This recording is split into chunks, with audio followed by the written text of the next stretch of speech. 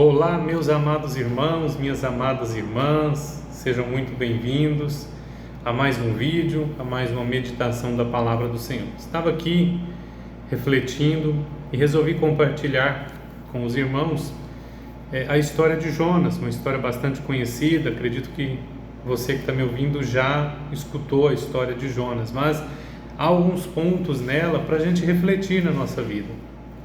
Sabemos que Jonas recebe então uma missão da parte de Deus para levar a mensagem de arrependimento à cidade de Nínive, mas ele então quer fugir do seu chamado, ele não quer cumprir aquela missão. Então ele pega um barco, se esconde no porão daquele barco, vem uma tempestade contra aquele barco, o pessoal começa a jogar suas cargas ao mar para tentar aliviar o peso, para que eles não naufragassem.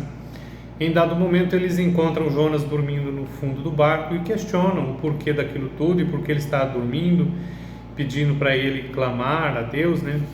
E ele fala que aquilo tudo está acontecendo exatamente porque ele fugiu, né? Estava tentando fugir de Deus, mas que podia lançar ele no mar, que a tempestade cessaria, e assim eles fizeram.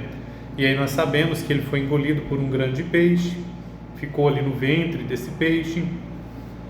Depois ele foi vomitado na praia, né, na beira ali do mar, e depois ele vai cumprir o seu chamado, ele vai cumprir a mensagem que foi a hora designada para ele pregar na cidade de Nínive, para que a cidade, para que o povo se arrependesse dos seus pecados. Mas a primeira coisa que me chama a atenção, meus irmãos, é que nós nunca devemos fugir do nosso chamado.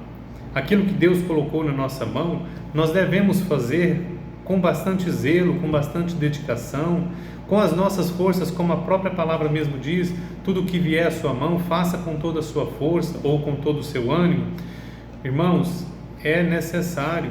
Outra coisa que eu vejo também, que aquele que está em desobediência, aquele que está em desagrado ao Senhor, ele não traz maldição só para você. Observe que Jonas estava num barco e quem estava perecendo era todos naquele barco. Meu irmão, minha irmã, na sua casa, no seu local, no seu estabelecimento, aonde você está, se a sua família, se os seus não estiverem na mesma comunhão com o Senhor Jesus Cristo, a sua casa, ou seja, o seu barco, também pode sofrer tempestades. Porque aquele que não está segundo a vontade de Deus, não está obedecendo a Deus, está em pecado, pode atrair sobre si tempestades, como nós vimos no caso de Jonas. O que os marinheiros, o que aquele povo tinha a ver com a situação de Jonas? Nada, mas eles estavam junto no mesmo barco. Então é necessário que todos estejam em comunhão, é necessário que todos estejam agradando ao Senhor, para que não venhamos ser surpreendidos com nenhuma tempestade causada, procurada pelas próprias mãos. Jonas então ele traz sobre aquele barco uma tempestade, e é o que nós devemos ter vigilância para que a nossa casa não venha sofrer uma tempestade. Depois nós observamos que Jonas teve que sofrer agora as consequências do seu erro.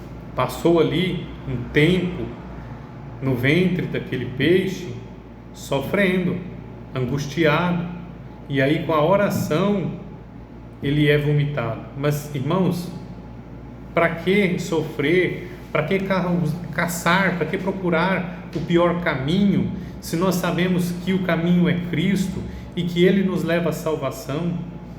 Se Jonas recebe a mensagem e vai na cidade de Nínive para proclamar, ele tinha evitado todos esses problemas na sua vida. Meus irmãos, muitas vezes nós sofremos, não é porque Deus permitiu ou porque é assim mesmo, é porque nós mesmos procuramos o caminho complicado, o caminho que vai dar trabalho. Lembra do povo quando sai ali do Egito? Eles eram para terem chegado rápido a Canaã, mas devido à murmuração deles, eles pegaram um trajeto que levou 40 anos para chegar. Irmãos, nós não podemos fazer aquilo que Deus não agrada, nós não devemos tomar outro caminho, nós devemos seguir sempre a vontade de Deus. Amém, meus irmãos? Fique com esta palavra, que Deus abençoe em Cristo Jesus. Até a próxima.